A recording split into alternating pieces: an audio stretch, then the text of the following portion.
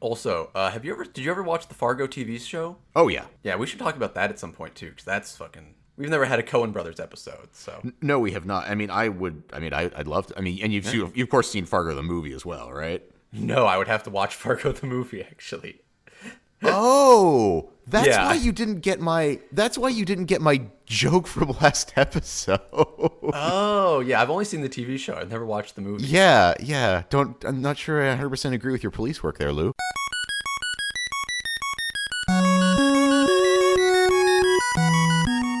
That's from Fargo. Oh, okay. Oh, It's like I right at the see. beginning of the movie. Okay, I was like, because I didn't get a reaction out of you, and I thought you had watched Fargo. So okay, that makes more sense now. I understand why you were like just moved right on from that. And I'm like, come on, dude, it's a Fargo reference. It's great. Come on, what are you doing? Okay, yeah. So we should, yeah, watch Fargo.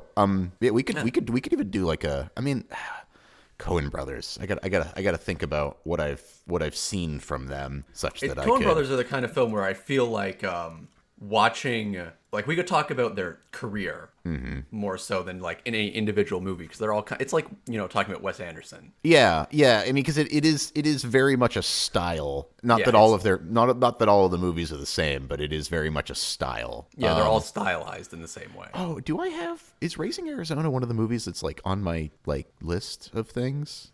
Or Have you never seen Raising Arizona? No, I haven't. Oh, that's a good one.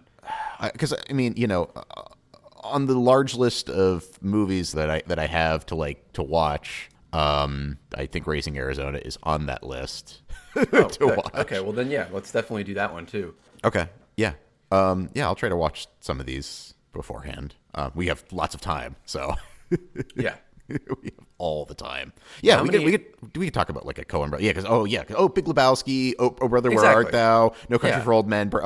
Okay, yeah. I have not seen A Serious Man. I know that I think you like that movie. I mean, I think it's a good movie. I do not like it. Okay, that's fair enough. I mean, that's actually true for some of the movies on here anyway. Yeah, exactly. Yeah, A Serious Man is their most personal movie, is from what I can tell. So take that as it is. Fair enough, man. So yeah, daylight savings time is a cruel mistress. Yeah, that was a shock. Did not expect it to be so late when I got up. Yeah, I'm having a time. I got my coffee and I'm very tired. Well, the coffee will fix that. Now, have you because I've been watching, well, actually I'll tell you a couple things because we've watched at least one thing that I know that you've watched. Lauren and I watched Technolize. Oh shit! You guys watched Technolize? We did. We watched Technolize. Oh, I'm sorry. You and I already watched Technolize because Oh, you've already seen it. Okay. yeah, you made me sit through Technolize. Okay. Well, then tell Lauren I'm sorry.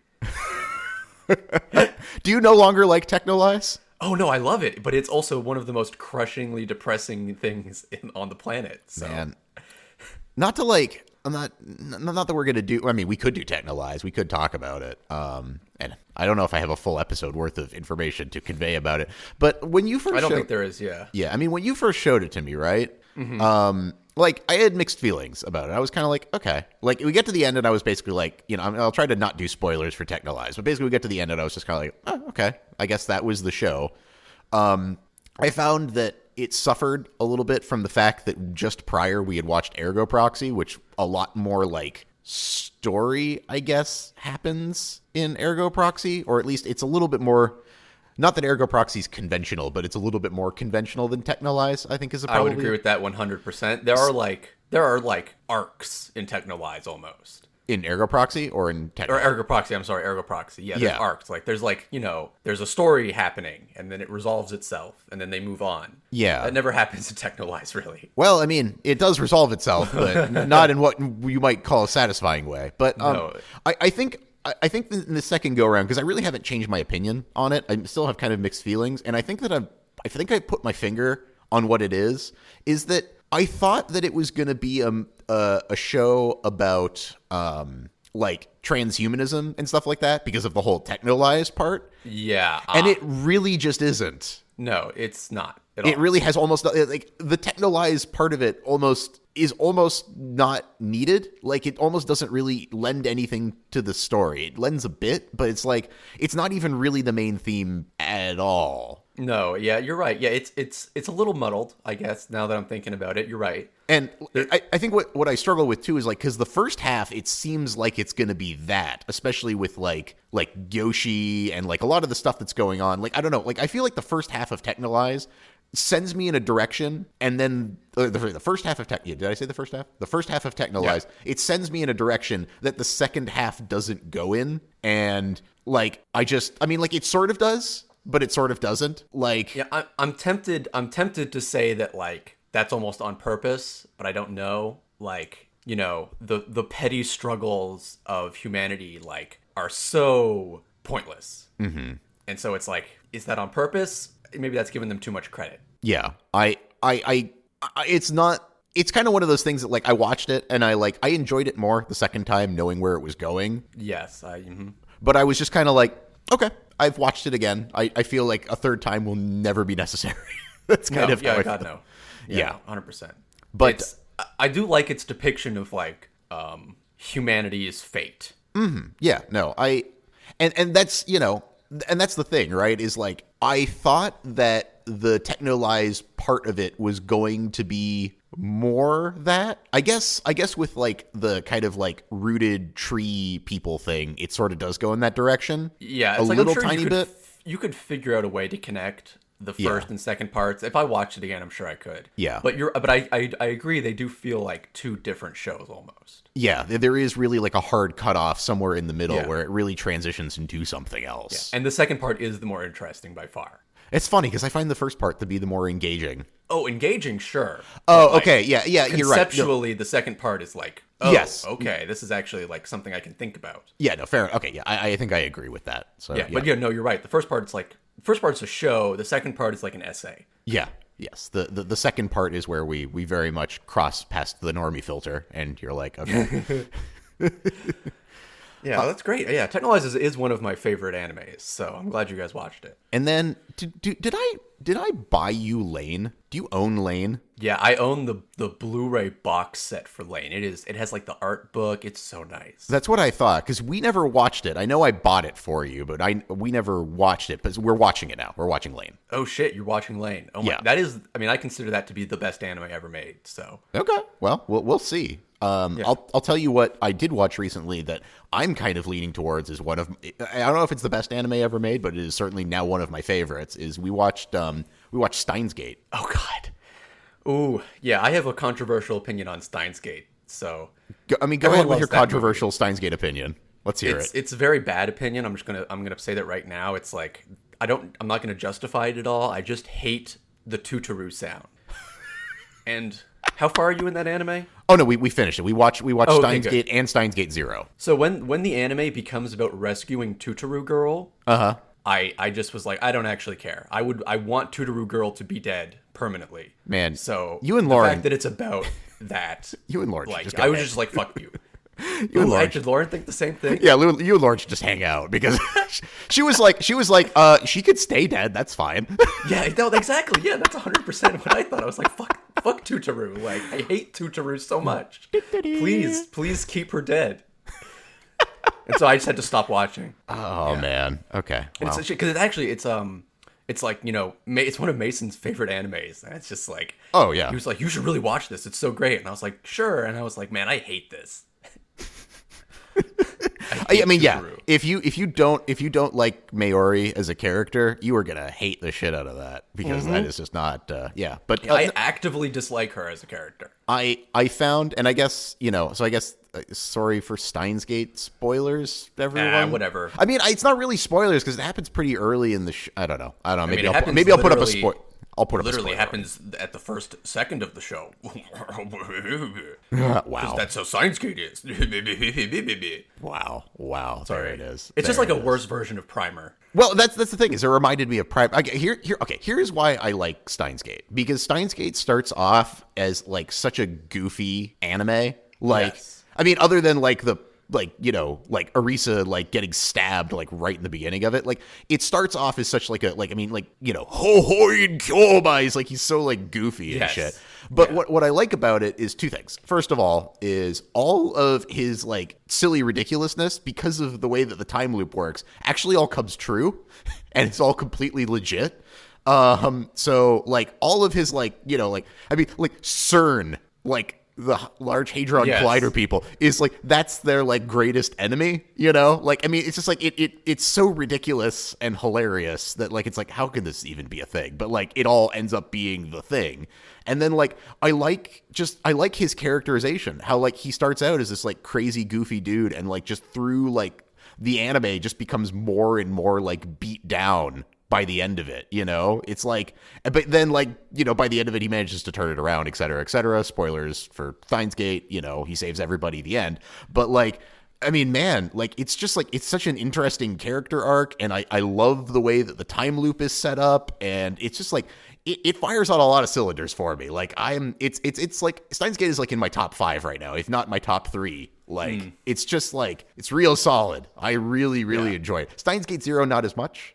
It's still entertaining, but I didn't even know there was a 0. So Steins Gate 0 is basically at the end of Steins Gate, right? Because I imagine you're not going to finish it, but at the end of Steins Gate, like he saves everybody. Like he manages. I've spoilered myself on the Wikipedia. Yeah. So Steins Gate 0 happens between the penultimate episode and the last episode. And basically it's the other time loop where he gives up and doesn't keep trying. And it goes on to like a world where like Arisa just dies, and it's the whole timeline of that. So it's the whole like B world timeline, the beta world timeline, or whatever the fuck.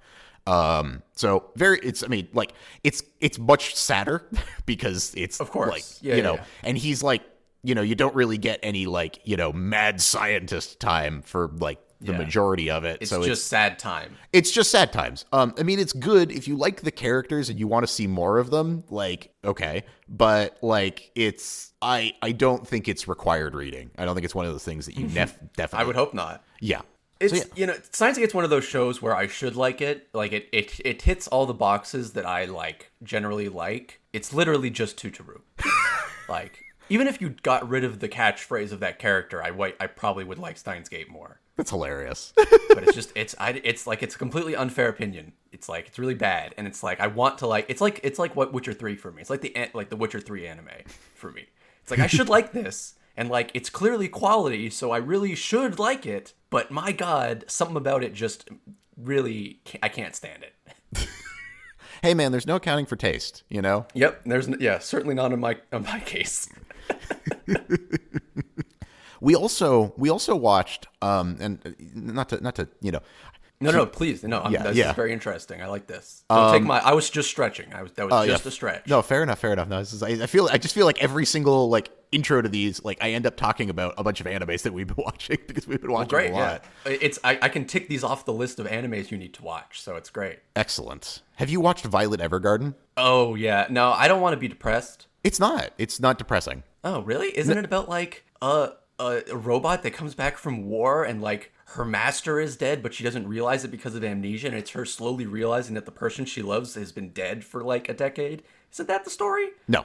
No, I mean, it's a cyborg girl that comes back from war. But it's basically just it is one of the prettiest animes that I've ever seen. Yes, I've heard that. Mm-hmm. And then it's bittersweet, you know, like there's times when it is just sad. There's times when it's just happy. But I think the overall tone I would say is bittersweet. But like, I mean, it's good. Like it will make you happy cry. Like it's one of those. I've been fucking traumatized by too many animes. I just tried not to take those risks anymore. This is one you should definitely watch. Like, and it's like, I mean, you know, it's on Netflix. It's not long, you know, it's like, I think it's like 13 episodes. There's an OVA and there's a movie, both of which are worth watching. Super good. You should watch Violet Evergarden. So that's definitely one that's worth watching. Okay, yeah. And then I'll try to see if I can put it on the list of stuff we're watching in the house. Oh yeah, actually, everybody in your house would like it too. Like yeah, because we've been watching. Talking about things we've been watching again. We May had never seen Samurai Jack. Oh, didn't we? Didn't we talk about that last time? Oh, did we? We did.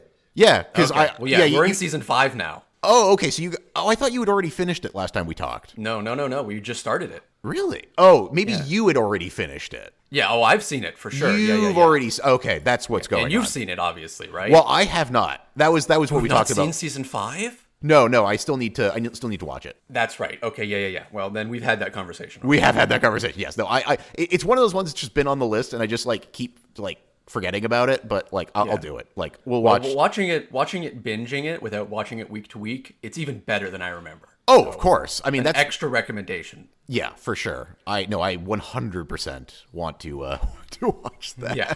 It is hilarious though, I will say, because we watched the end of season 4 and then went immediately into season 5. Mm-hmm. And it's like the last episode of Samurai Jack is Jack and the baby, and it's like a really like, oh god, that episode. Yeah, it's like and then it's fucking season 5, and it's like the fucking whiplash you get. Okay. Because, like, you know, usually there's like 15 years in between those two episodes. Yes, that's true. 5 minutes. Oh yeah, I mean, it's like watching Twin Peaks, right? It's like you. Oh my god, yeah, exactly. You know, it's like you go right into season 3, and it's just like, no, you don't understand. Like, most of us waited like their whole lives for this, so you know.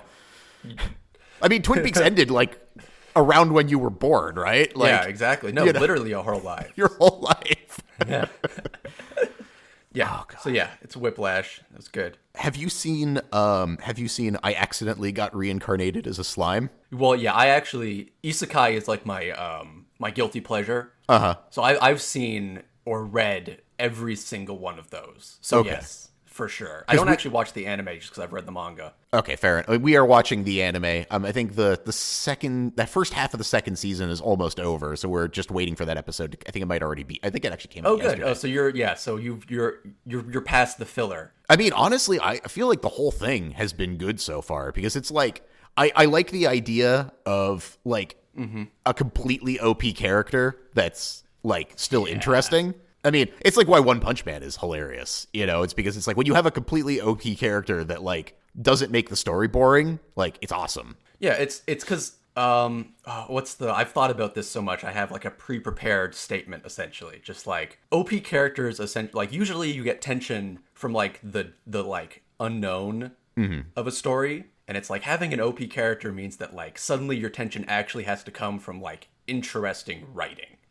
And so like because of that, it's like those kind of animes where you have OP characters like that, it's very much a sink or swim. Just like either it's really, really good, or it's like the most garbage, like bottom of the barrel thing possible. Oh yeah, I agree completely. It's one of the easiest things to screw up, because it's like if your character if you can't do anything with like the character tension, you know, like it's like, oh, will they survive? It's like they're always going to survive. You know, it's like if you can't do anything with that, like you said, everything else has to be interesting. Otherwise, it's gonna suck. You can't just shonen it where it's like, is Goku gonna live? It's like that's every shonen. Yeah. Like, oh yeah. Absolutely. I mean, it's the Superman effect, right? It's like it's great. You have to like, you know, it's so hard to do Superman properly because Superman doesn't lose. So like you better bring your A game. Yeah, you better make everything around Superman interesting. Otherwise, oh man, is it gonna suck? Yep. And then I love that shit. Yeah, no, it's freaking excellent. And then what was the last thing? Oh yeah, I guess update from last time. I finished Death Stranding. Oh yeah, how was that? I have thoughts on Death Stranding. I think that it's one of those games. Here's my thoughts on Death Stranding, and I think that this will probably make sense to a lot of people. I think that if you want to like Death Stranding, that you'll like Death Stranding. And if you don't want to like Death Stranding, you won't like Death Stranding. That's how I feel about it. Everything that I've seen or heard about that game, that makes sense to me. Like, just like it's a make your own fun. Yeah, they're with almost all media, right? Like there are things that you can want to like and just can't because it's just not good. And there are things that you can try to not like, but secretly down deep inside you do like because it is so good. But this is definitely one of those where it is choose your own adventure. If you want to like this, like there is lots in it to enjoy and there's things you need to overlook. And if you want to hate it, there's plenty to pick on. So, like, I mean, which is a flawed masterpiece. Yeah, which is, I mean, is true of a lot of Kojima's stuff. And this is just Kojima unfiltered. So it's like all of the stupidest stuff that Kojima does. If you think that stuff is like funny, like, then you'll love this. If you think that stuff is dumb, you're going to hate this.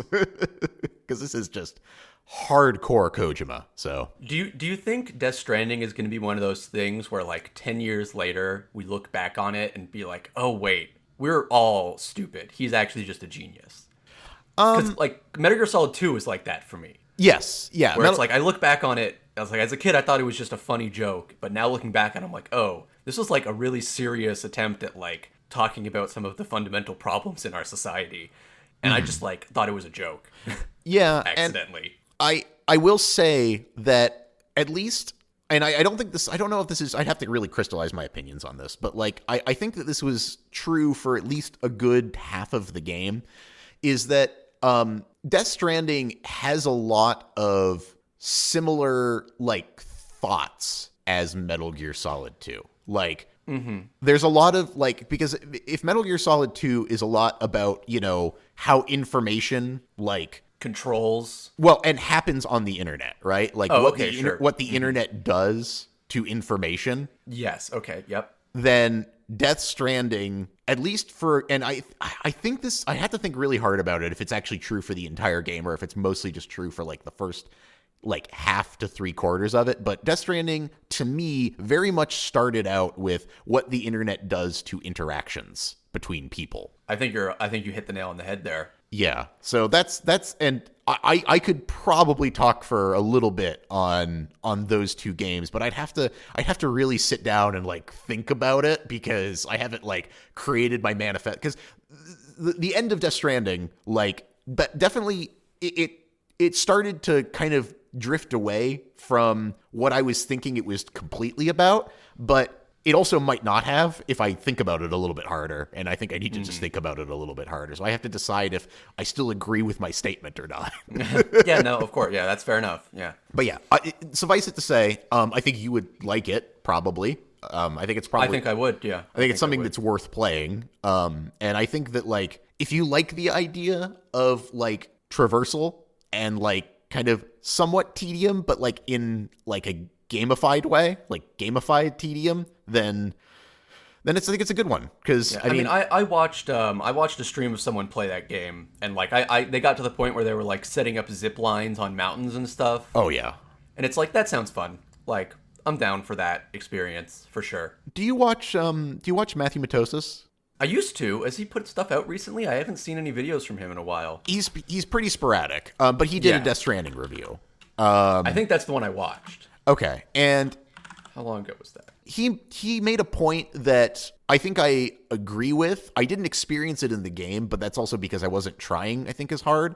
But he basically said, like, especially with things like the zip lines, like, it's very much a make your own fun type of thing, because if you just set up a ton of zip lines, you can make the game really trivial.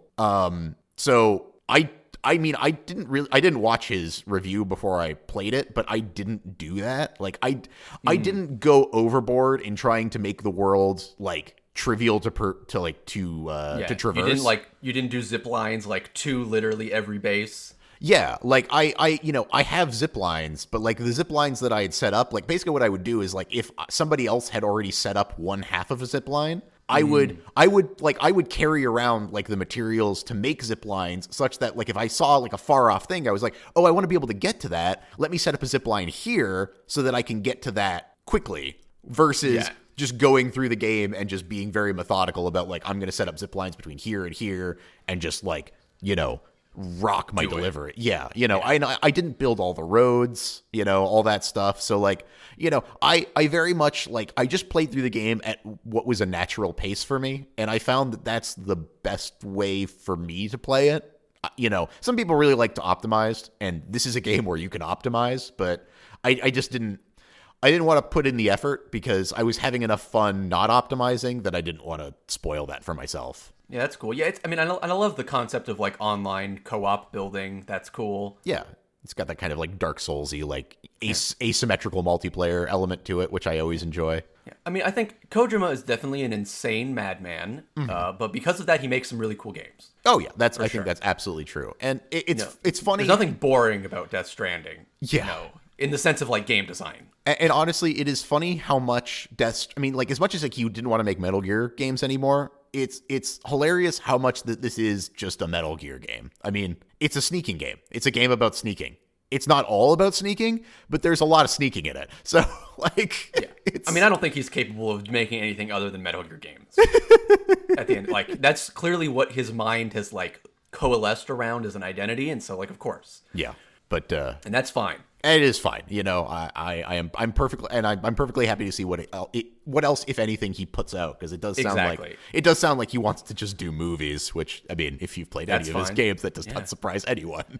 That's how I've experienced them anyway. Yeah, so they've mostly been movies. So yeah. Oh, also, just on the topic of isekai, with the slime one, have you ever seen Overlord? No. That's a really good one. I would recommend. Overlord. It's a little bit more. I mean, I'm a Slime is also pretty anime horny. So if you got through that, okay, I think you won't find the fan service in Overlord too bad either. Yeah, I mean, you know, because that's really the only part about anime now that I'm like, I try to avoid the like weird like horny animes where it's like, okay, this was made for like 13-year-olds to jack off to. Like, I'm good. Yeah, I mean, that's unfortunately a lot of anime. It's the majority of it, unfortunately. Yeah, you gotta really cherry pick. You really gotta cherry pick. It gets real tricky real fast. But oh god, I mean, we watched like one of the shogi animes, and yeah, it was. Oh man, yeah. they need horny jail over in Japan for sure. Yeah, boink, go to horny jail. Yeah, which is actually funny because there's an anime about that. It's like they recognize it. We have indeed reached peak meta. Yeah, it's pretty bad. Excellent. Yeah, cool. All right, should we move to the main topic? Yeah, I think so. Let's do it, man. Let's talk about some songs. Some albums. I'm talking about some. I'm tired, man. My brain is just like drink more coffee. Dude, right? So okay. So once again, if you watched the last episode, we picked 4 albums. Steven, would you like to introduce your 2 albums and why you picked them? Yes. My 2 albums are Ohm, Pilgrimage. Ohm is the band, Pilgrimage the album. I picked that because we were just talking about like doom and stoner metal, and I like that's like to me the quintessential like I like this band and this album in particular. But actually, on retrospect, I also realized that it's a great counterpoint to Amplifier Worship in a way. So I'm actually very glad I picked that album because I didn't even realize how appropriate it was. It's very appropriate. And then the other album was The Nature of Imitation by Dorian Concept, and that's just one of my little hidden gems. That was just like this is like, you know, I have that, and previously we did Against All Logic, and those are my 2 just like, these are some good fucking albums. And did you like think that I was going to like both of these albums, or were you just showing me them because you like them? I mean, yeah, I primarily because I like them. Okay. I figured you would probably like Dorian Concept. Pilgrimage, I don't know. Okay, fair enough.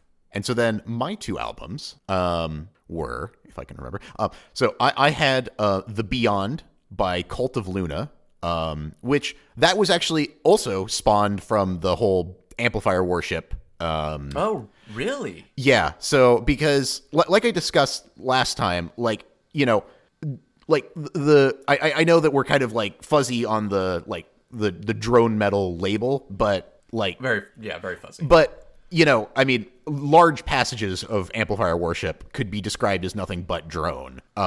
So like I will say at least that they have a common ancestor because they're both spawned from like Melvins, like one way or another. That I still haven't listened to Melvins. I need to do that. Yeah, that band basically like through like them and also Black Sabbath, like because Black Sabbath obviously lends quite a bit to the drone and like that kind of sound, you know, like of like really slowing things down and like really heavy. But basically, Cult of Luna and Boris, definitely Melvins is a common ancestor, and you know, there's different things that you could take away from what Melvins, you know, does as a band and did at the time that, you know, these bands were being influenced. And Cult of Luna took the other thing away from it. So that was one of the reasons why I wanted to pick this one. And then the other one that I picked, and give me 1 second, I'm going to pull up Google Translate here. so I can get the pronunciation. Orensi Pazuzu. Yeah, I want to get the translate. I want to get the yeah, exactly. So I'm translating from Finnish, I believe. Hang on, let me get this right. Okay. Yeah, I literally, when I was trying to like write down some of the song names, I literally would just like write the first couple letters and then just like literally put a scribble after it. Just like I don't even fucking know what's happening in this word anymore. All right, so Orensi Pazuzu Varatelia is, I believe, how you pronounce it. Varatelia. That looks right. Yeah. It means vibrator, but not in that sense. Go to horny jail. So and so the Orensi Pazuzu album, you know, as it will be known henceforth, so I don't have to keep trying to pronounce that. So this is a psychedelic black metal album, and man, is it a thing. And actually, it's interesting because, like, I mean, you know, you picked a stoner doom band, and stoner doom definitely has like some psychedelic elements as well. So I thought that these were an interesting counterpoint to each other. But of course, this is black metal, so it's a it's a lot more in your face. So interesting you would describe it like that. Yeah, I mean, I guess, yeah, that's going to be the discussion, I'm sure. But so I guess in terms of both of these albums, I wasn't sure if you were going to like the Beyond. I think that if you did like it, like if you like that particular brand of sludge metal, you were going to like the shit out of this. If you don't, you won't. And then the Orensi album, we're gonna like it just because of the way that it is. But you know, like just like it's a little bit more of like it's like a really riffy based album, and because of just like how crazy it is, I thought that you might like it. But this one, I was like, if I was going to pick out of the two, which one I thought you were going to like if you didn't like both of them, I thought it was going to be the Orensi album. But I am going to be interested to hear what the actual result is. Yeah. So go ahead. Oh, no, I was going to say you made some good guesses. Excellent. So last time, I think we started with one of mine. So let's start with one of yours first. Yes. Which one did you like least? I think I know the answer to this, but well, yeah. Let's talk about Pilgrimage. Yeah. Okay. Yep. I won't say that I liked it the least necessarily. I'll say that I have less to say about it than I do about Nature of Imitation, and I think that that's going to be true for the two albums that I think in the order that we're going to go in, but we'll see. So, okay, Pilgrimage. What did I think about this album? So, first of all, I think you expressed last time that it is essentially a single song. It is broken up into parts. Yes, there are 4 songs on the album technically. Yeah, we can refer to them henceforth as movements of the same song. And I ultimately think I was wrong about calling them all one song. It's more like 2 songs. Yeah, I mean they're all pretty interrelated. Like I'm willing to treat them all as a single song with 4 movements. And I perfectly willing to talk about them that way henceforth. But yes, I agree 100% with that. So, all right. The first thing that I will say is my first impression of this album, basically the top YouTube comment of it, which is set the controls for the Heart of the Pilgrimage. Initially, like right away, I was like, oh, they kind of have like a little bit of like a doom, like a what is it? What's the name of the band? Why am I blanking on them? That set the controls for the Heart of the Sun. I don't know what that is. Yes, you do. That's friggin' Pink Floyd. Pink Floyd. Okay, well, so I don't listen to a lot of Pink Floyd. So. Really? Oh, I thought that you for sure you'd heard that. If it's a classical band that everyone should know, I can almost guarantee you I've never listened to anything by them. Oh, that's hilarious. But yeah, so Pink Floyd. So like set the controls for the Heart of the Sun. So it almost starts out like a doom version of that track in a lot of ways. And it's got like a similar like vibe. In fact, it's if I can, I might even pull it up and just like I am looking it up right now so I can listen to a little bit of it. Oh yes, wow, I 100% see what you're talking about. Right? Very much so.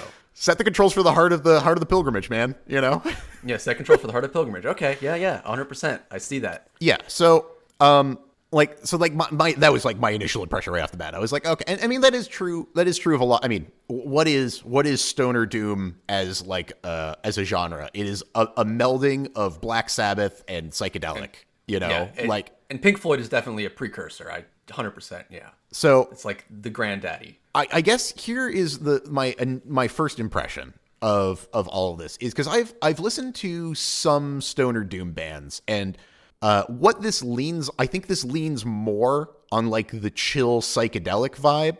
It doesn't totally. It's not a totally. I mean, like the second movement for sure, is definitely hits hard when it comes in. But it definitely leans more on that kind of more chill vibe.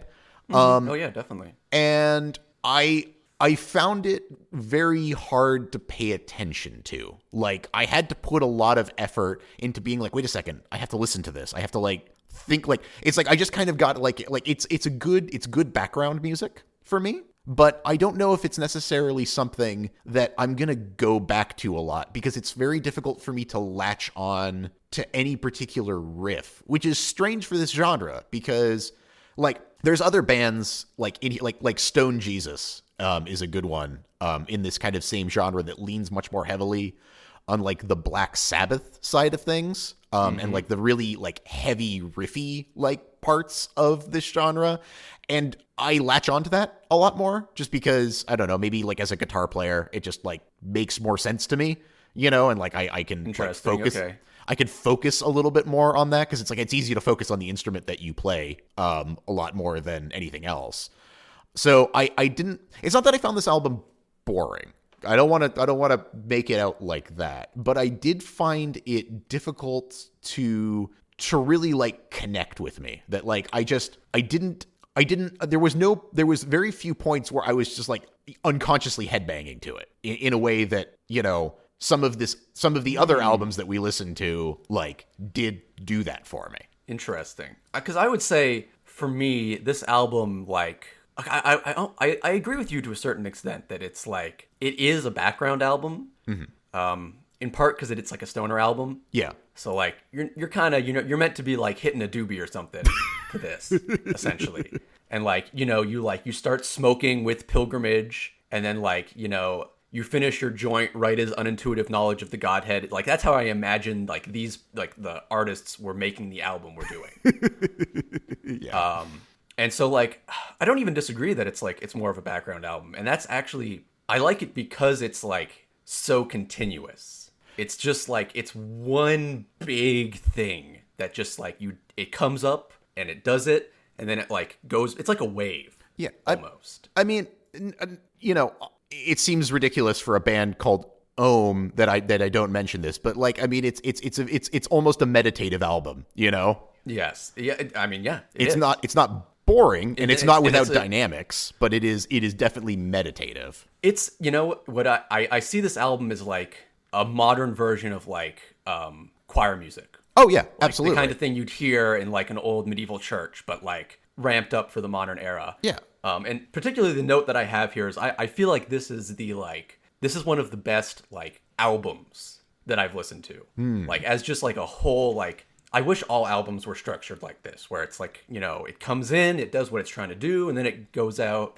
It doesn't overstay its welcome. It's not overly long. Oh, yeah. It has a nice, just like, this is it. I gotta make one comment. I am so sorry. I didn't realize that both of the albums that I recommended were over an hour.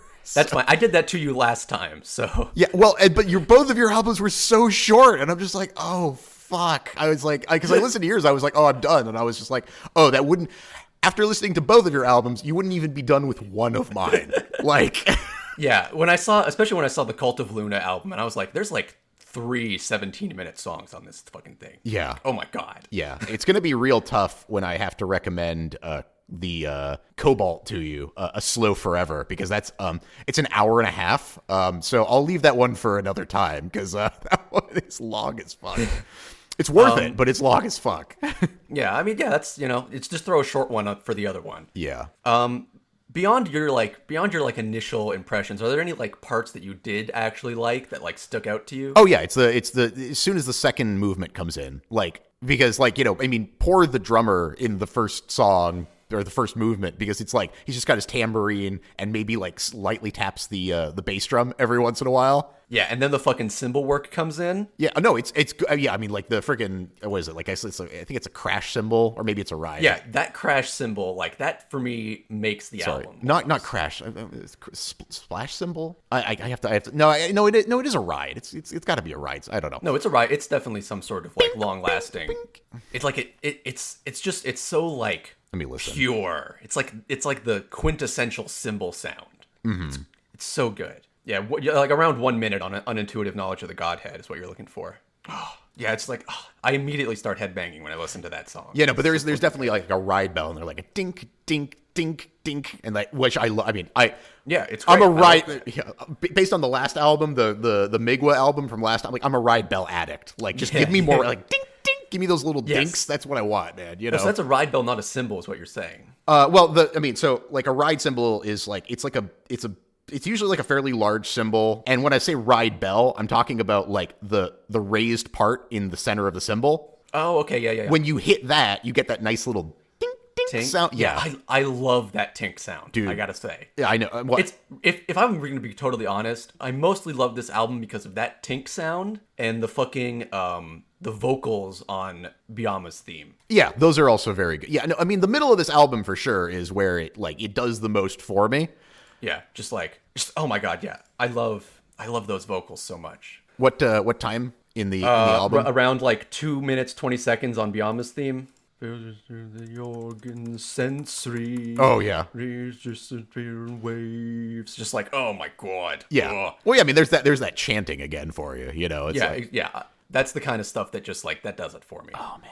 But if you know what song though really like separate from this, but what really got me into that like super like ride bells like sound is friggin' Circus Maximus. Oh yeah. You know that one song that I'm talking about where it has that drum groove where it's like doodle doo doodle doo doodle doo doodle doodle doodle. That's the Circus Survive album you're talking about, right? Or are you talking about a band called Circus Maximus? Yeah, I'm talking about Circus Maximus. I mean, you recommended it to me, so I know that you know what this is. Don't take that for granted. I've listened to too many bands for me to remember even a hundredth of them. Yeah, I think it's on Isolate. Hang on, the Progressive Metal Quintet. Yeah, Isolate. Here we go. I've never listened to this band. You 100% have. I mean, I'm sure I believe you that I have, but I'm saying my memory is telling me no, even though I know you're right, obviously. Okay, hang on. So let me send you the album here really quick. Oh, it's Mouth of Madness. Oh, the Circus Maximus. I do remember this band. Yeah. Wow. Whew. It's been so long since I've listened to that. Yeah, I love that sound. Yeah. Yeah. There's that. That's like, again, that's that kind of like chanting with like the big ride bell like hits like. And just, I don't know, I love that, like, that drum groove. Like, I that's one of the ones that I've tried to, like, learn on the drums because it's just so good. Yeah, like, it's so good. Just, dink, dink. Yeah. It's the good stuff. It's the good stuff. But let me go back to one thing here because, like, let me send you this album real quick. I put that in the chat. So... when I was talking about that Seven Thunders Roar by I actually didn't say the name of the album. Seven Thunders Roar by Stone Jesus. It's another band in this genre. Like I said, more towards like the black metal. More towards this sounds like heavy metal to me. The blacks. If you go to like 3 minutes and 15 seconds in the album, okay, really early. Sure. Yeah, it's just like guitar part. Yeah, or the drums. It's because it's doing a similar thing, but it's a little bit more riffy, you know? That's really like the subtle difference between like what Ohm is doing and what some of the other bands that I like in this genre do. They lean a little bit more towards like the Black Sabbath side of things. So I said this to me, this is like this sort of blends now into like every other heavy metal band that I've listened to. Well, yeah. Right? Yes. It's like I like Ohm particularly because it's not that. And I totally understand. Like I could just exactly. Because like there's another band in this space, Orchid, that is just doing Black I like Sabbath. Orchid. Yes, I like Orchid. But That's a Orchid good is one. just doing Black Sabbath. I mean, Yeah, that's fine. which is fine. But like that's all it's doing. And I think that that's the problem with this genre for me in particular. And I might just not be exposed to enough of it, but I find that like they are all doing something relatively similar. They might lean slightly one way or another, but like they're all kind of doing the Black Sabbath thing combined with like some psychedelic elements. And there's more or less of that. And this has more, and that's fine. And if that's your jam, then you're going to really like this album. If you're talking about Stone Jesus. No, I'm going back to Pilgrimage now. Oh, okay. You are back at home. You think this is heavy Black Sabbath? Really? I think it's more psychedelic Black Sabbath. Okay, interesting. That's what I mean. It's because it's like it's leaning way less on the Black Sabbath. Like the Black Sabbath is a whiff. Versus okay, oh sure, okay, yeah. Like it's leaning way more into the Pink Floyd, like like the friggin' like the psychedelic elements of things, like you're talking about like fucking like Pet Sounds from like Beach Boys and like whatever all the Beatles albums that like past the psychedelic period, like.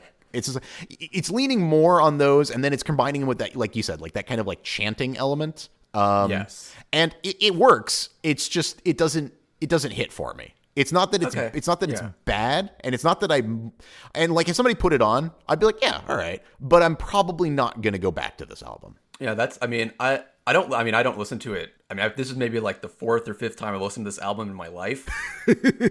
Yeah, but it's one of those albums where it's like, first of all, it's great driving music. I can see that, yeah. And that's primarily, like, for a good, like, part of my life, that's really the only way I listened to music. Mm-hmm. And so this is from that period of my life where it's like, you're driving along, listening to Pilgrimage, and then unintuitive knowledge of the Godhead comes on, and it's like, fuck yeah. Hell yeah.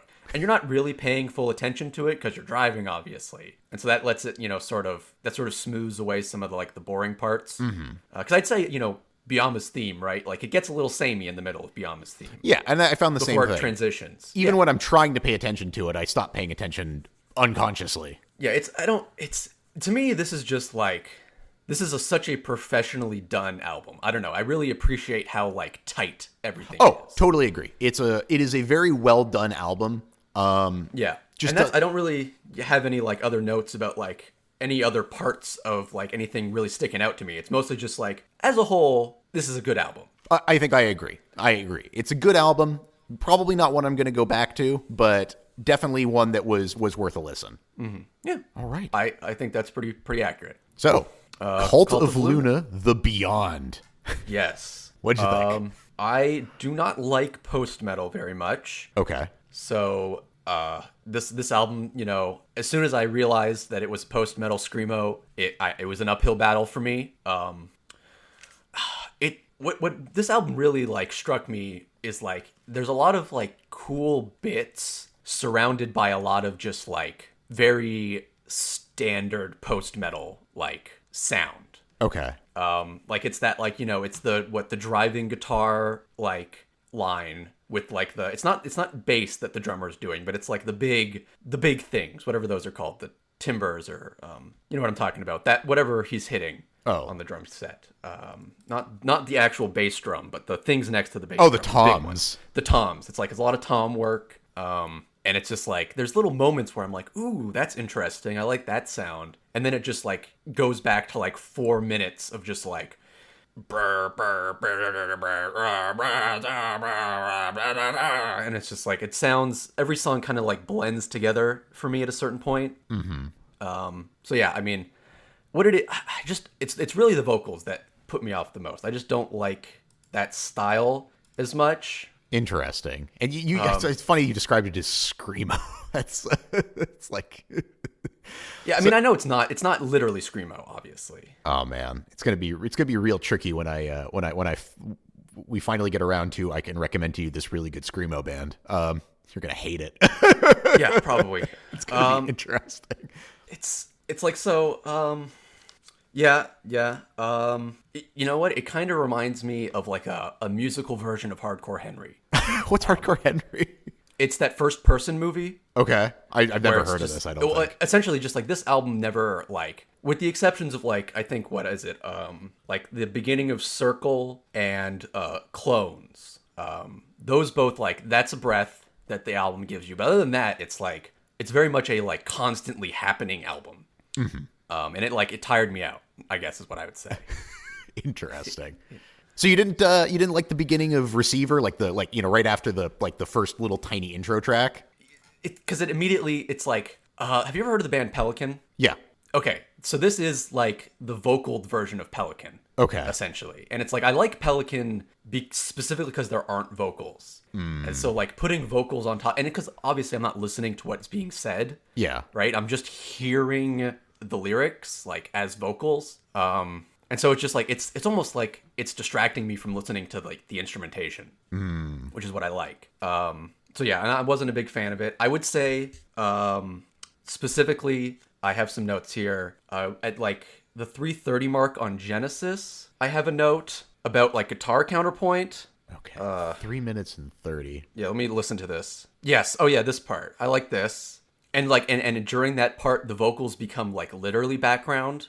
Yeah. Do do do. Yeah, and these vocals are still going, but they've like become part of the like distortion noise. And it's like, I like that. I loved that. And like, they do that a couple other times to the album. I don't have my notes about specific times, but there's a few parts like that where it's like, yeah, like I'm really liking this. But then like right after that, it goes like right back to the just like, the guitar is just like a wall of distortion, and the drums are like going on those toms, and the vocal is just screaming. And it's like, I feel like that I could take that part of that song and put it into like any other part of the album almost, and like it would sound the same. And it just that I don't like that particularly.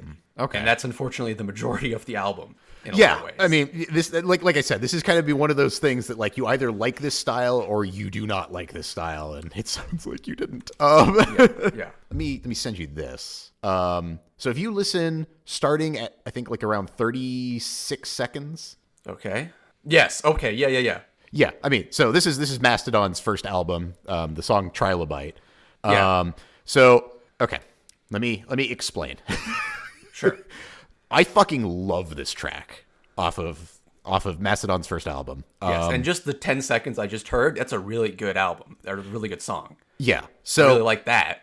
I have been desperately trying to find more bands that do what that album is, what that song is doing. Then I 100% understand why you listened to call this album. Yeah. And I'll say I do the same thing. It's there, you're looking for that exact, like, I wish someone would do this sound, but for a whole album. Yeah. It's like, I just want that hit again, It's like, just give me that thing. Yep.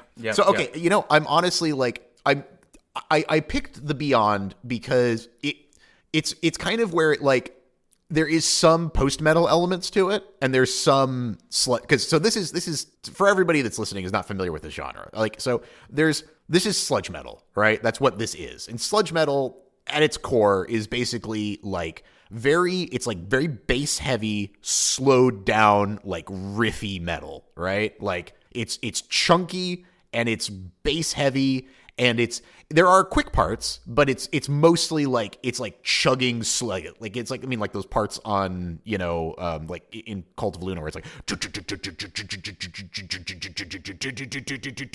like those really like chuggy kind of like heavy like palm muted riffs. It's crazy to me that you also describe this as being like sluggish, because the description on YouTube Music is like, this is one of their like what does it say? This tempo is slowed and the feeling is more expansive, reflective. And it's like, this did not feel slow or ponderous or reflective to me. This felt like someone screaming at like someone like behind like a chain link fence, like pounding on it and screaming for an hour. Oh yeah. I mean, this album is in a word, it's aggressive. Yes. Oh my God. Yeah. It's so aggressive. That's what I love about it. Album. It's just like it's a beat down of an album. It's what I love about it. It's just so like, Argh! And the thing that I like, so like the vocal delivery, right? Like the way I would describe it, because so in the space of like distorted like vocals, you have on one end of the spectrum, I think is like black metal, where it's like the very screechy, like yeah, it's like that kind of stuff. And then, you have death metal, right? On the other end of the spectrum, which is, the deep growled vocals, the Cookie Monster, right? And this is the middle ground. This is the middle ground. It's yelled. He's just yelling. Yeah. That's what he's doing. Yeah. And all of the bands in this genre, they're just yelling. And they're just yelling. Ugh. And it works for me. Like if it doesn't work for you, it's not going to work. But if it works, it works. Like it's just, and there's other bands, and so maybe I won't end up actually making you listen to Slow forever. So you've avoided the hour-and-a-half album because it's just more of this. Yeah. Oh God. Yeah. Please don't do that to me. Yeah. So I might have to take that one off the list. This was a hard one for me to get through. But I'd be slightly interested for you to, because you don't like the post metal elements. You don't really like the sludge metal elements either. Because I was gonna say, like, if you liked the sludge metal elements of it, you might like their first album a little bit better because it takes out all. I mean, it's not really post metal at all. It's basically just a sludge metal, like a heavy sludge metal album, and it's good, but if you don't like that either, then you're going to get nothing out of it. Yeah, this being described as sludge metal is crazy to me. Like, this does not seem anywhere close to slow enough for it to be sludge at all. I mean, I believe you. Like, I'm sure I'm wrong. So I think what you're comparing it to is you're comparing it to other slow genres. Yeah. Whereas what you need to compare this to like death metal, right? Mm-hmm. Yeah, okay. This is slower death metal. I mean, it's not really. It is. Okay, yeah, it is. It's right. It's not really death metal in the way that it's structured. But it is, if you compare it in speed to something like death metal, or I mean, for sure, like black metal, this is slow. It's not. It is. Okay. Yeah. Compared to that, it is slow. It's just not actually slow. And what's interesting about this album is some of the heavy, like when like Boris on their albums, they're actually like playing and not just like holding a note. There's a lot of similar stuff to this. Like, it's in there. It's just like Boris puts it as like decoration. Yes. Whereas this is the like, meal. Yeah, this is like eating chocolate cake for dinner. Yeah. And it's like I can take like a little tiny slice of chocolate cake, but I don't want the entire cake. And this feels like a cake. Yeah, this is jumping into a pool of chocolate cake and eating so your way like out. I really liked on the fourth song on Watchtower, like there's a part where he's doing the scream vocals, but under it is like clean vocals. Mm-hmm. And it's like I really like that. Like I like that sound. I like the counterpoint. That's a good way to say it. There aren't very many counterpoints to what this album sounds like in the album. Mm-hmm. Yeah, it's just it the whole way through. Yeah, there's no like, I really liked which one was it? Clones, because Clones is like it's like, oh, I can breathe for a second and like comprehend what I just heard. Yeah, there's only a couple. I mean, like this album, I feel like switches back and forth between like really post-metal-y elements and just the most aggressive possible riffs that you could do. Yeah. I also want to point out that Arrival has a fucking Noam Chomsky quote in it. Yeah. Well, isn't the end of Further like literally like a Noam Chomsky? Like... Oh no, am I thinking of? Oh no, wait. Did I mean to write Further? Because the whole end of the album is just like a little speech. I don't know if that's Chomsky. Arrival, the part in Arrival is definitely Chomsky. I've heard him say that in a talk before. And I just want to say, I love Chomsky, but like putting a Chomsky quote in your album, like, just shoot me. Seriously, like, step off a little bit, guys. Like, you just don't do it. Just stop. I find quotes in songs to be cringy pretty generally. Yeah. And especially a Chomsky quote is like, step off, man. Like, don't do that. I generally have the same opinion. I feel like in this album, to me, it gets away with it, but I can understand how somebody would not feel that way. I would honestly, I wouldn't even say it doesn't get away with it. It's very understated. It really stood out to me when I heard it. It was like, is this a fucking Noam Chomsky quote? Like, so what the fuck? Did you cringe hard at the end of the album then, where it's basically just like that whole speech? Yeah, I always it, and that was another thing. It's just like screamy vocals to me are like, I feel like I'm being preached at to a certain extent. It's like I should feel angry while listening to this, but I don't. Yeah, and so it's just like it's kind of wasted almost on me. So I would say if I hadn't listened to Pelican before this, I would probably have really liked this album. Honestly, I still wouldn't have liked the vocals, but I would have been like really interested in the sound of the instruments. But having listened to a lot of Pelican, I feel like I've heard a version of this that I like more. Yeah, that's going to be a very interesting motif throughout the rest of this discussion of all of these albums. So, I agree. Yeah. Because I think that I'm going to have to echo some of those same things fairly shortly. So, anything more to say on this album then? Let me look at my notes. Chomsky quote, hardcore. No, that's it. That's all I said. Yeah. So then let's move on to The Nature of Imitation. Yes, let's. By Dorian Concept. So what'd you think?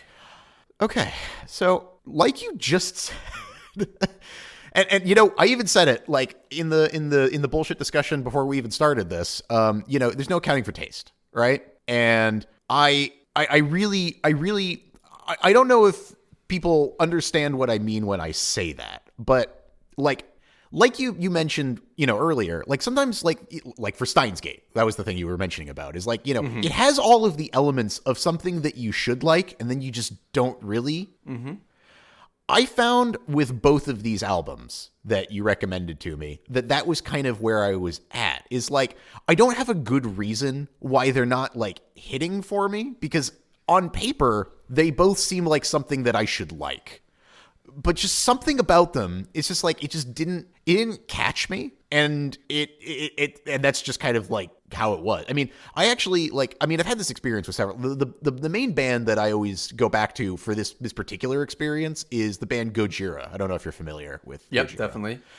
I should like Gojira. Like, everything about Gojira is something that like should appeal to me. Like, it's a band that I should. You don't like Gojira. Yeah. I know. And every time I listen to them, like, I just find myself tuning out, and I don't know why. Like, it's like I can't pay attention. I just don't.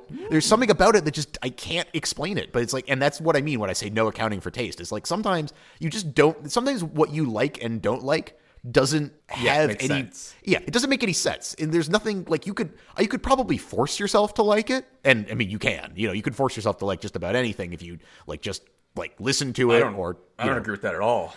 I find it almost impossible to force myself to like something if I don't have a bad reaction to it. Yeah, okay, fair enough. I mean, I think if you want to like something, sure, yes, yeah, you can. Like, you can but make you have yourself to want to like it. But like, there's plenty of things that like I think that I should like that I just don't, and there's plenty of things that I do like that I don't know why I like, but I just do. Of course. Yeah. And this is one of those albums. It's interesting because this came right off the back, of course, of your other album, you know, From Against All Logic, and this has got a lot of the same shit, right? Like, I mean, this is that's why I recommended it. This is like this. I found this album first, and this is what led me to Against All Logic. So you've kind of done it in reverse. and I think that was part of the problem. Yes, I think you got the better album first. But what I think, the one thing that I will latch onto, the only thing that I can pick out for sure on this album that is different from Against All Logic is the vocals are way more sparse. Oh yeah, I mean, I wouldn't even. Yeah, the vocals are essentially just almost non-existent in many parts. Yeah, and so that was, I think, and this has been something that's kind of been a problem for me in the past, I don't know, let's say 10 years, is that more and more I have trouble latching on to an album that lacks vocals.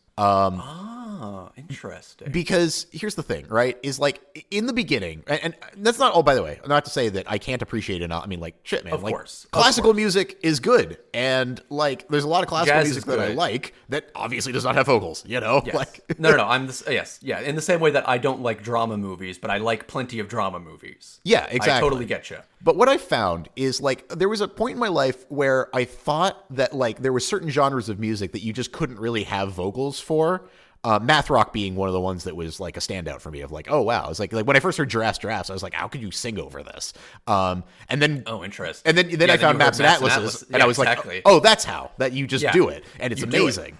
Yeah. And you know, so throughout time, I found that it's like, why should I compromise? Like, why should I not have vocals on an album? It's like, and that's to me what part of the problem for me with this album is like, this is like Against All Logic. It's not quite the same because this has a different vibe than that album, but it's the same kind of thing where it's just like, well, the Against All Logic album exists, so why would I listen to this when I could listen to that, which is equally amazing but also has vocals that are also really amazing? And like, as somebody that like, I mean, like, as much as like I think I identify as a guitar player. Like, I think that if like I had to pick my strongest instrument, it's more vocals than guitar. Like, you know? Okay. And so I latch onto guitar a lot. I latch onto vocals a lot. But like, that's like, you know, that's my deal. You know, it's like, I like that a lot. I like those, like, you know, like when I listen to Opeth, like I want to sing along, you know, it's like, You still listen to Opeth? I love Opeth, man. Old Opeth, you know.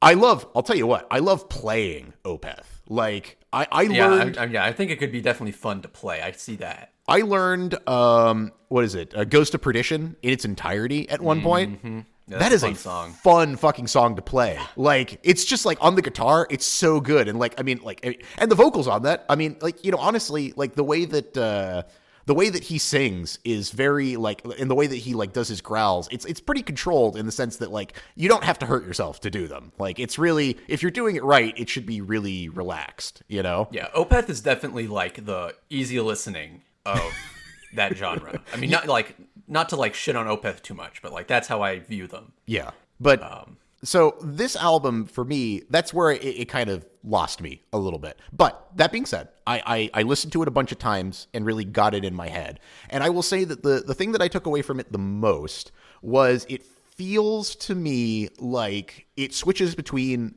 good track and meh track almost Yes. consistently. This is in the exact way that Pilgrimage was, I think, a really good album. This is a really bad album. Mm-hmm. But it has individual songs that I think are so good that I'm okay with it. Can I guess what those are? Please, I want you to. Yes. Okay.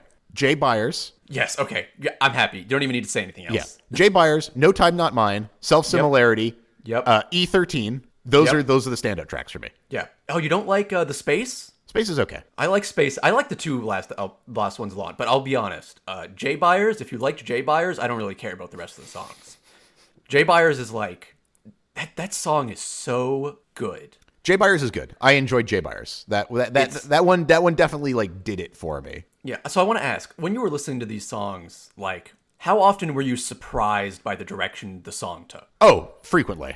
That's okay. Then I'm happy because that's the thing that stands out to me with Dorian Concept is so many, like, you know, with fucking Cult of Luna with Ohm. There gets a certain point when you kind of predict what's coming next, where it's like, yep, okay, now we're gonna go into the chorus, now we're gonna go into the fucking riffs, now we're gonna go into this. With Dorian Concept, especially with Jay Byers specifically, I'm like shocked by the moves he makes sometimes. Like especially, right at like 1 minute 10 seconds to like 1 minute 20, 1 minute 30, I'd say. Yeah, it happens right at 1:15, that like beep. Mm-hmm. Jay Byers was the first song I listened to off this album, and hearing that intro followed by the beep, then the breakdown, that blew my mind. See, what really hits for me is around 133. I mean, the drop. I mean, it's cliche, but like the drop is great in this. Well, yeah, but that's what I like about it. It's not a cliche drop to me because of the beep. Like it's not a pleasant drop. It's like it's very it's very abrupt. Yeah, someone slaps you on the face a little bit. Yeah, no, and it's a very like I mean, it is a very interesting album. There's lots of like this crossed the threshold for me of awareness much more than Pilgrimage did. In the sense that, like, yeah, of course. Yeah, like there was times where I was like, oh, I'm listening to something, you know? Yes. And that's why I like this album. Okay, and that's totally fair. And then the other thing I noticed, No Time Not Mine. Mm-hmm. What does the beginning of that sound like to you? Oh my god, yeah, it does. It sounds like Against the Logic a little bit. Well, right? Actually, that wasn't what I was thinking. But I'll tell you what I was thinking. You know what it sounds like to me? It sounds like Earthbound battle music. Oh my god, yeah, a little bit, right? A little bit. Right? That was one of the parts where I was like, wait a second, is this Earthbound battle music? What's going on here? I listen to so much music that's like, I can just be like, okay, actually, I can just listen to this band and it's better, right? I don't need to waste my time. This is a band where I'm like, I feel like I'm discovering new ways to like hear music. And that's what I like. It's like, it's like the instrumentation is weird, the beats are weird, everything is weird. And I like that novelty. It's the novelty that I like. Yeah, and this is very, I mean, like, I don't know that there is anything that really sounds quite like this, you know? Yeah. Like, it's very... Yeah, it's hit and miss, but when it hits, it's interesting. It is interesting. I could see myself going back and listening to some of these tracks again. I don't know that I would necessarily plop this album on in the same way that I would agree with you. Yeah, in the same way that I would plop Against All Logic on and then just absolutely like rock shit too. But like, I this definitely like there are some tracks that like I could still remember how they sound, right? Because like that's the thing is like if I can go back to if I can like think later like oh I can hum that riff, you know, and like I'm like oh yeah that was a good riff, I like that, you know, that definitely crosses the threshold. With Ohm, I like it's I have to, like when I listen to it I'm like oh yeah that's right, that's how that sounds, you know. And even with Cult of Luna, like, you know, even though the album is very like it's like the production of it is like on purpose very muddy and it's like very like just heavy and distorted, like, you know, the intro like to Receiver, like I mean that intro to me, like that was the first thing that I heard off of Cult of Luna. Like this was the first album, and that Receiver intro, I was just like, oh, this is my fucking shit. Like I love this. Like this is so good. And so like, you know, when something does that for me, like this album does, like that means that it definitely cracked through my filter, you know? And that's important. That's important. And there's not a lot of things on this album that like I can like remember how they sound like without listening to it again. But Jay Byers for sure. Like that one that's a standout for me. Yeah. And it's one of those things where it's like, and I don't listen to albums ever. Right. Mm-hmm. Like, and so to me, Jay Byers is pretty much story and concept. Yeah. And that's the difference between you and I is like, because I listen almost exclusively to albums. So if the whole album isn't really like capturing me, I have a hard time like putting it on because it's like I could just listen to something else that I like more. Yeah. Yeah. Well, yeah. And that's the benefit of, you know, randomly going through songs on YouTube. It's just like I've completely like removed myself from that environment. And so yeah, the fact that you like Jay Byers, I don't really care that you didn't like a bunch of the other album songs because I don't like them either that much. Fair enough. It's like am I ever going to listen to Dishwasher again? No, fuck that song. Who cares? Yeah. I'm going to listen to E13 because that's fucking a beat. Yeah, actually E13 is really interesting. There's it sounds like there's a lot of like Middle Eastern influence to that particular track, which I liked a lot. Yeah, it's just, you know, remind myself what the actual part is. Yeah, it almost has like a funky like the kind of thing. And speaking of, to prepare us for that next album, what is that scale called? The Eastern scale? Not pentatonic. No, it's not pentatonic. Persian, Middle Eastern music, Persian scale. Yeah, but what is it called? Well, there's got to be a better word than Persian scale. It might be the Persian scale. It's called the Persian scale. Okay. It might be. I'm sure that's not what people in fucking like Iran and Iraq call it though. I'm sure they have a better word than Persian scale. I mean, whatever. Apparently it corresponds to the Lalit Raga in Hindustani classical music. Yes. So yes. There we go. Yes. Okay. The Raga. Is it Kalishkar Serene? Okay. Well, it's like that. Yeah, but it's yes. Eastern Indian. Yeah. Like if you heard it, you'd know what we were talking about. You know what we were talking about. It's that scale. It's the one you're thinking of. Yeah. So yeah, I would 100% agree with what you said. It's just like Nature Imitation. It's not great as a whole album, but there are songs on there that are like musically novel. Yes. No, absolutely. And there's so little like novelty left for me in like listening to music that it's just like as soon as I hear something I've never heard before, I'm like, oh yes, more, please, more of that.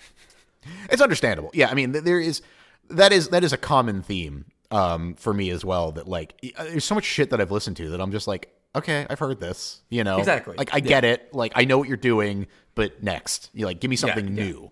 100%. Yeah. This is like for me. This was like the next Boards of Canada for me. I've never listened to Boards of Canada. I really need to. What the fuck? I know. So put that on your list because I've never listened to Boards of Canada. I thought for sure. Oh my god, dude. Okay, well. Wow. I know. Okay. It's always one of those things I mean to listen to, and I just never get around to it. So if you have a suggestion for what I should listen to on Boards of Canada, I'm all ears. Listen to that is a big responsibility, choosing the first Boards of Canada album for you to listen to. Yeah, well, I mean, you know, I trust you, Steven. You're the only one who's going to be able to do it for me, so it's going to be you.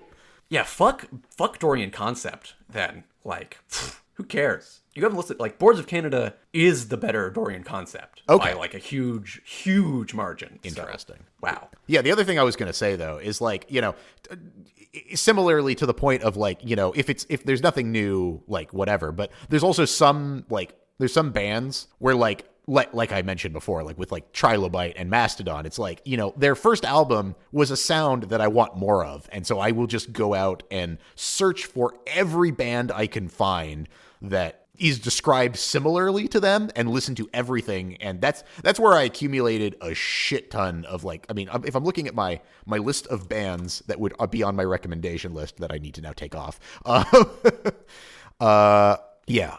Cobalt, Slow Forever. So maybe not this one. Yeah, let me link you this song actually, because I have the same exact thing that I do with this kind of music. Mm-hmm. Because it's this like electronic track. I'm linking Frenzy by Machine Girl, by the way. Okay. And it's that like driving beat with the clean vocals. Just listen to the first like 15 seconds, and that'll tell you what you need to know. All right. And it's like I constantly am looking for songs like that. Let me listen to this really quick. You know what this reminds me of? Mm-hmm. This reminds me of the intro to Ghost in the Shell. Oh wow! Yeah. Wow. Yeah, I never thought about that. Ghost in the Shell, the whatever the show is, standalone concept. Yeah, because standalone. I mean, shit, man. Well, just look that up really quick. Standalone concept. Standalone complex. Oh, complex. It's not concept. Standalone complex opening. Gotta listen to that fucking that track. Yeah, I love that. Like, I love clean vocals with like a heavy electronic beat. Yeah, and like this like really driving. Yes. Oh, God. Yeah, thank you for reminding me. I need to put that on my list. Oh, yeah. No, at like 23 seconds. Yeah. Go to that. It's like, oh, God, it's so fucking good, man. Yeah. Oh, I love it. Yeah, I'm the exact same way. It's just like, when you find that sound, you just want more of it. Okay. If anybody's fucking listening out there, what is that genre of music? Because I haven't been able to pin that down, and I just want to be able to search that genre of music so I can find more bands that are like that, because I don't know how to find them. Yeah, good luck. I've never been able to pin it down. So that's Dorian Concept is a sound. It is, yes. I probably never going to listen to it again, but I did enjoy it. And again, it's just one of those. Again, like I said. It's probably going to be the title of this. Podcast. No accounting for taste. No accounting for taste. Yeah. Don't understand why it's not exactly my thing, but I did enjoy it. I just probably won't listen to it again. Yeah. But before we move on to the next album, yes, I do want to say I have added a couple Delta Sleep songs to my playlist. And I've been enjoying that. But what I did do is I went and read through the lyrics. Oh, okay. And I'm going to tell you, man. If you hadn't told me that it was like literal, I still would have just thought it was fucking a metaphor. Like I still would not have gotten it at all. Yeah. It still would have just been like, yeah, this is a metaphor for modern life in a city. It's like literally I'm looking at the lines where it's like, I am leaving the city. If I do not leave the city, they will bring me back to the city, and in 2 months I will be doing this again. And it's like I literally would have taken that as a metaphor still, despite how literal it is. Yeah, that's hilarious, man. Yeah. So I just wanted to say, it's like its lyrical meaning is lost on me ultimately. It's just not. And that's the thing. It's like, because for me, like I sing along to songs, like I like to learn like the vocal lines. Like that's a thing that I do, like I'm super down with that. And, obviously we have moved in opposite directions. Like you're saying you don't like listening to things with vocals as much. And it's like, I'm the exact opposite. It's like, oh, I know. It was so funny when you mentioned Pelican. You were like, oh, I like it better than it doesn't have vocals. I'm like, I like it. I've listened to Pelican a little tiny bit and I like it less because it doesn't have vocals. Yeah. And I used to be of that same opinion where I used to not like Pelican a lot. But then one day I listened to it again and I was like, oh, actually, no, this is fucking dope. Yeah, and the thing is, like, all of it is good. It's not like a lot of these bands are really good. Yeah.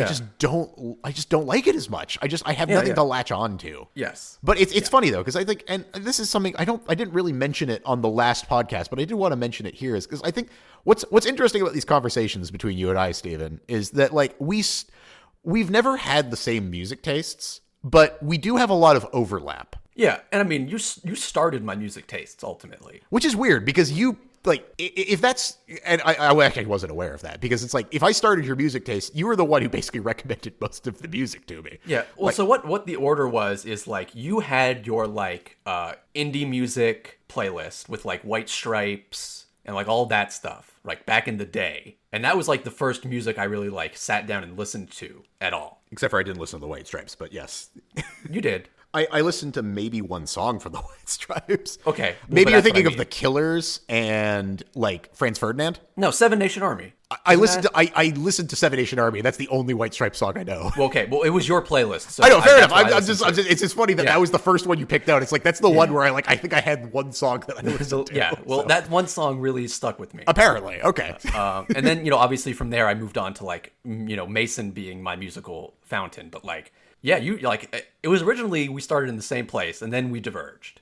Yeah, and then we came back and then we diverged again and then we came back. In the Venn diagram that is our music tastes, I think that there is a lot of overlap, but I think that the stuff that we like the most exists on the opposite ends of the Venn diagram that does not overlap. Yep, 100%. Yeah, I agree with that. Which Delta Sleep album? Delta Sleep songs. Sultans of Ping. I love Sultans of Ping so much. God, fucking, like, I love the way that starts out too. Soft sounds so soothing. Just like, oh my god, oh I love that. It's just like it gives me chills. Something that sits so deep in the back of your head while you're asleep. It's like every time I hear that, I'm just like, yeah. It feels like someone's like stroking my hair as I fall asleep. Oh, exactly, 100%. I know it's just like a warm blanket. It's just like, oh, this is nice. It's great. And El Pastor is the other one I have. Not Sans Soleil. I didn't put that on there. I don't. I might should, but I didn't. Yeah, that's a good one as well. I mean, those three are the standout tracks for me. I mean, like I said, I'm about to redo that entire discussion. I like pretty much all the songs on that album, but those three for me are huge standouts. But yeah, that's the thing with Sultans of Ping though, is like every time I hear that, I have to listen to the whole album. I'm just like once I hear, because like once I'm there, it's like, well, I'm in the story now. It's like I just want to. Oh, I see. Yeah. It's like starting Gladiator for me. It's like, well, shit, I guess I'm finishing this movie then. It's like okay. Yeah. I would just listen to Sultans of Ping and on repeat. Is probably what I would do. Fair enough. So yeah. Excellent. So shall we move on to the final album of this morning? Orancy Pazuzu, the album that I recommended, or Pazuzu. Yeah. I don't even say the friggin' Orancy Pazuzu. I think it's Pazuzu. It is Pazuzu. I always want to say Pazuzu. I don't know why. It's Pazuzu. It's very clearly spelled Pazuzu. But yes, Varitalia, I believe, is how it. Yes. All right, go ahead. Tell me your thoughts. I liked it. I thought it was good. I would unfortunately say this is another case where I feel like there are other bands that do this sound. Better is not the right word. They do it more like fully. Okay. I feel like Orancy Pazuzu is halfway between King Gizzard and the Lizard Wizards and Liturgy. Okay, that's an interesting comparison. It is. Well, it's like it sits in this weird halfway point where it's like it's doing the same sort of like aggressive black metal, even though I don't think this is black metal. But then it all has that like Eastern Asian, like Indian sound to it to a large extent. And I like it a lot. I like pretty much every song. I thought it was great. It's just like, it just reminded me so heavily, especially of Liturgy. Interesting. That's just like that. I mean, like they're both black metal, but like the first the first song, like the intro to the first song is like, that's a Liturgy song as far as I'm concerned. Oh, okay. I do see that. I absolutely 100%. I get that now. Okay. Yeah. And I guess that probably just colored the rest of the album for me. So let me just say one thing is I recommended this album on the basis of one track. Can you guess what that track is? Was it the fourth song? Hypnotusa Veracosius? No. Oh, what song was it? The second, the one right after. Okay. Track number 5. Listen. Oh, with the bass line? Yeah. Yeah. Dude. Oh, yes. Yes. Oh my god. Oh yeah, with the like, and like it has like the alarm going. The like alarm. Oh yeah. Those like keyboards where it's like. Yeah, 15 minutes 30 seconds. Oh yeah. So that's the slow part of the riff, which I also mean like this is like crushing. So good. Yeah. So this in the exact way that Cult of Luna was very samey. This band like really gave me stuff to listen to, and I like that. Yeah.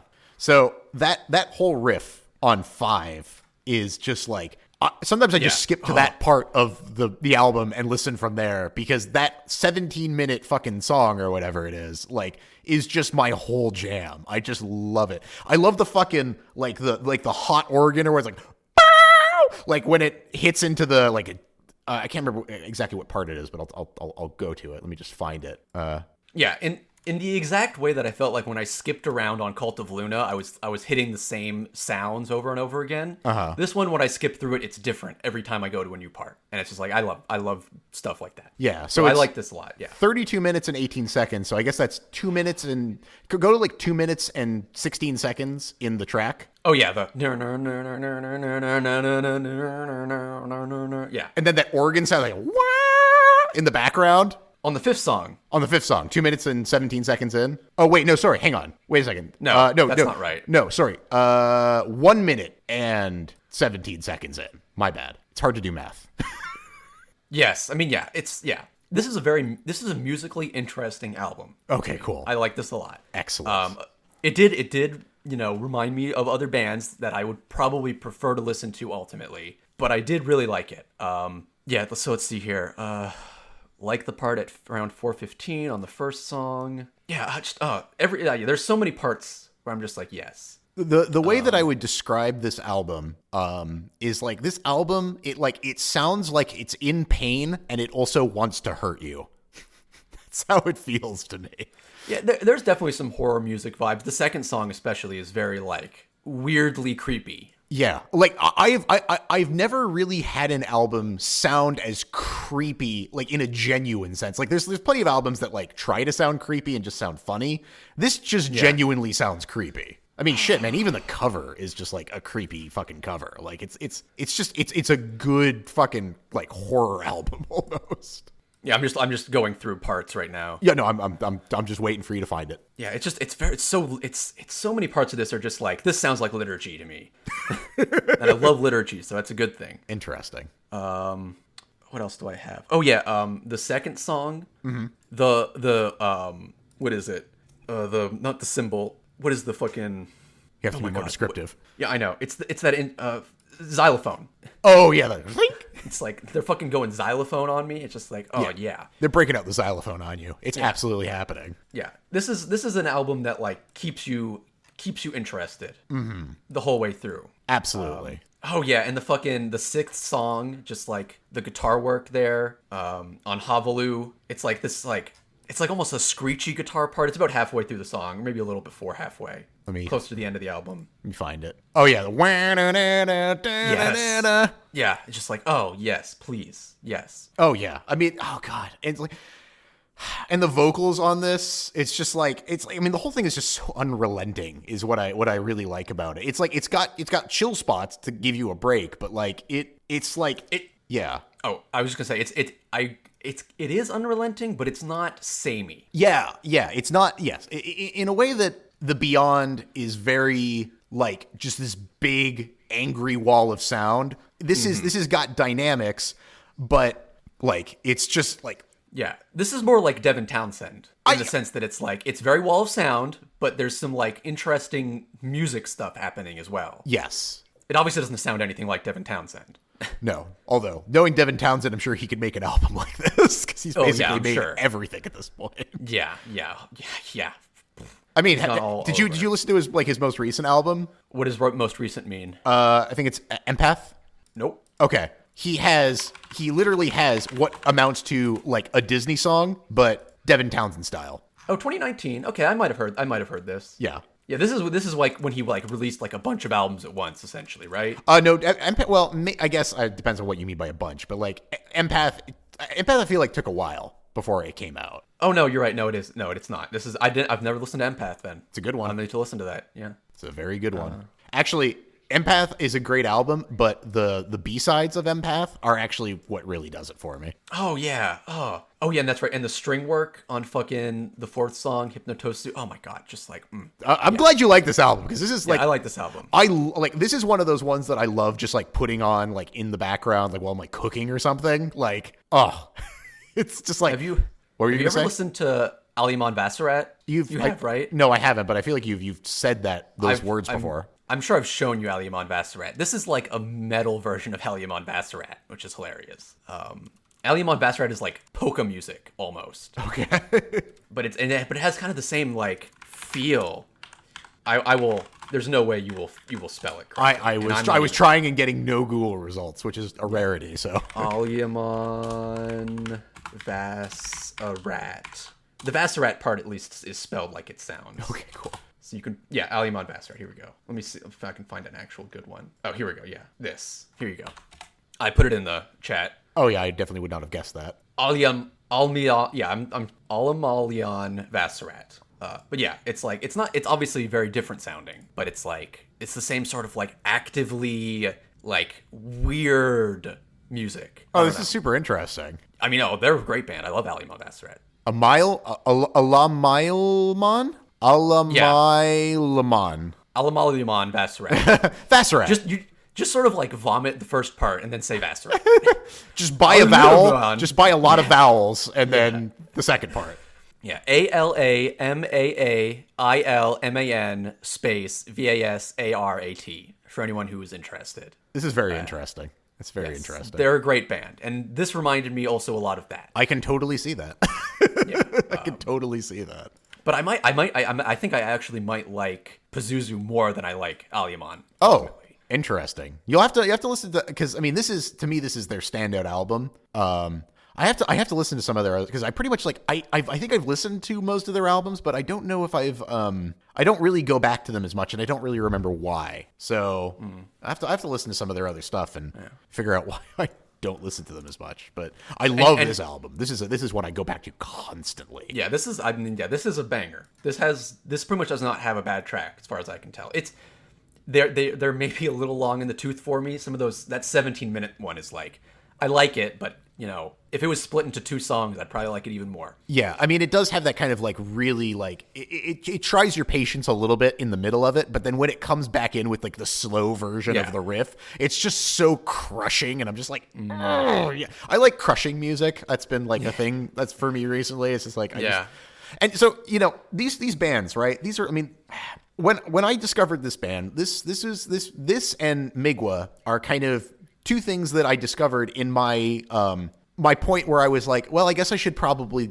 learn to like black metal, is really what it came down to. Because I sat down, I was like, I feel like I've exhausted everything that I want to listen to. Like, I mean, like I still find death metal bands that I like, but I'm like, I get it. I understand the genre. Like I could like, I could talk all day about death metal bands that I like. I want to understand and like black metal. So I started just like going deep into like all the different black metal bands, and the ones that I came up, like ended up like actually listening to on a regular basis are Migwa and this. There's a couple others that I like, but like these are the 2 standouts from that search. Yeah, this is definitely a good band. Have you heard King Gizzard and the Lizard Wizards? A little bit. I don't think I could say I've ever listened to a full album, but like I've turned it on every so often. I haven't really listened to like too much. Yeah, specifically the guitar work in the first song, Saturato, like around 3 minutes 30 seconds.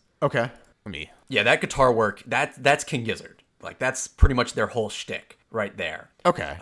And so that's why I would say it's like a combination for me of those 2 bands. Interesting. I'll have to actually check some of that out. And I mean, feel free to recommend me what I should be listening to out of them. Yeah, King Gizzard and Lizard Wizard is one of those bands where it's like you can listen to one of their songs, maybe 2 of their songs, and like you're kind of good. You get the point. Okay. You get the point. They're not like, I wouldn't say they're a great band or anything, but they have a gimmick that they do well. Interesting. I know that I like this. They do some very strange things with like I think I don't know if their guitars are like they have microtonal guitars or something. Yeah, it's microtonal. That's exactly it. Yep. Let me pick out the song that's specifically like what I'm talking about. Is it Rattlesnake? It might just be Rattlesnake. Yeah. Okay. Yeah. It's Rattlesnake is close enough. They're all kind of the same. So there you go. All right. When he starts saying Rattlesnake over and over again, the guitar work that happens during that period, that's what I'm talking about. Okay. It's like the way it's tuned more so than anything else reminds me a lot of that. I can see the similarities. Like it's not lost on me. Yeah, there might be a better example, but I don't think the band is worth like exploring to any great degree, honestly. They're a fun band. Oh, they have 2 drummers. Yeah, and like 7 guitarists. They're like this. They're like this the Slipknot version of like rock. They it's just a bunch of people that have a. They're having fun, and they've far be it for me to shit on that. Did they like all go to Juilliard or something and like? Yeah, exactly. It's one of those things. It's like like there's plenty of good music that comes out of people that are just like hilariously overbooked up on music theory. But like I also just really like bands that are just fucking going for it, just like, let's just make some crazy music, really fucking out there. And this, I think, is an album that fits. Yeah, oh, for sure. Yes, 100%. Yeah, I guess that's really, I've said my piece about, that's all I have written down pretty much. And I think that we had a good discussion on that one for sure. So so you would probably listen to Aranci again then, is I think what I heard. Yeah, I would definitely not listen to the album. I would definitely pick out like some songs. Mm-hmm. Probably the 5th song I might put on my list, and probably the 2nd song, just because those are some of the shorter ones on the album. Fair enough. Yeah. And I don't like having songs longer than like 5 or 6 minutes on my playlist for the most part. Understandable. Yeah, I'll have to pick next time we do one of these. I'll have to pick a shorter album, couple albums. Don't feel too bad about it, because I'm gonna recommend a Boards of Canada album, and those are all over an hour long. Fair enough. I mean, I deserve it. So, actually, the next time we do one of these, I think that what I want to do is, because there's 2 bands, American Football and This Town Needs Guns, that I couldn't pick between 2 of their albums, and so I think I'm going to do the same thing for both of those when we get around to those. Is I'm going to give you the album that I listened to first, and then my favorite album by them. Okay. Because I think that's an interesting, because it's like I like that. Because it's like the album that got me into them is not my favorite album anymore, but there's some tracks that like I feel like you need to listen to. Whereas like my favorite album, it's like, it's good, but it doesn't give you a flavor of the band as a whole unless you listen to the other album. So it's like, fuck, I can't pick between them. So I'll just make you listen to both. So okay. Yeah, that sounds good. But we should definitely do a different podcast. Yeah, no, we're not going to do this one again for a little bit. But I've got lots of ideas. So actually, what were we going to? We talked about it, I think maybe before we actually got on the podcast. But what were we going to talk about next? Coen Brothers. Coen Brothers. That's right. That's yes. right. So yeah, I think next time we're going to talk about the Coen Brothers, just as a general concept. I think. Yeah, just as a thing. Yeah. So the guys that did Garfield, right? yeah, those guys. Yeah, that's all they're known for, right? You've heard that about Bill Murray, right? Yes, yeah. Yeah, he thought it was the He thought it was the Coen brothers, but it's a different guy named Joel Coen or Ethan Coen or something like that. Second Joel Coen. I think it's Joel. Yeah. Yeah, it's just like, the Coen brothers did not do a Garfield movie, but I'd love to see that if that actually exists. So, all right, man. Yeah, this is good. Excellent. Yeah, we will next time. We will do something related to the Coen brothers. I'll try to listen to. I will try to watch a couple more of the Coen brothers movies to be a little bit more booked up on that, and we'll talk about it then. Sounds good. All right, see ya. Yeah. Peace.